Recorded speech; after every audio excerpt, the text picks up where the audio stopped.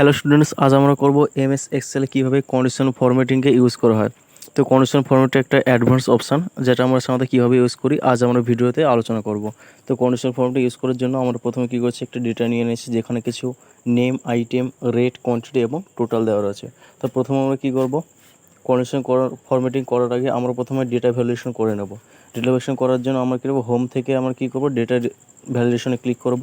সেখান থেকে Annie value change করে কী রাখবো, লিস্ট ক্লিক করব। লিস্ট ক্লিক করার পর এখানে সোর্স চাইছে, যে নেমগুলো ভ্যালিডেশন করতে চাই সেগুলো আমরা সিলেক্ট করে নেব। সিলেক্ট করে নেওয়ার পর আমরা ওকে বাটন প্রেস করব।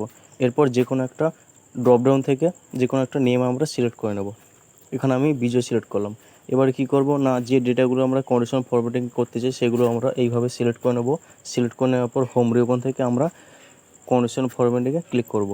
কন্ডিশনাল ফরম্যাটিং ক্লিক করার পর এখানে একটা অপশান আসবে নিউ রুল। এখানে নিউ রুলে ক্লিক করব। নিউ রুলে ক্লিক করার পর লাস্ট যে অপশান রয়েছে use a formula to determine, ওখানে ক্লিক করব।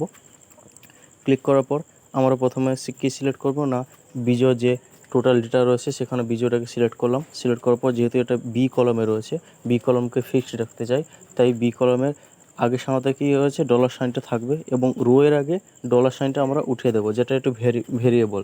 তাই আমরা ইকুয়াল সাইন দিয়ে আবার বিজয় এখানে যেটা আলাদাভাবে ক্রিয়েট করছেন ড্রপডাউনে সেটা সিলেক্ট করে নেব। এরপর কী করব না, ফরম্যাটে ক্লিক করে আমরা যে কোনো কালার সিলেক্ট করে নেব।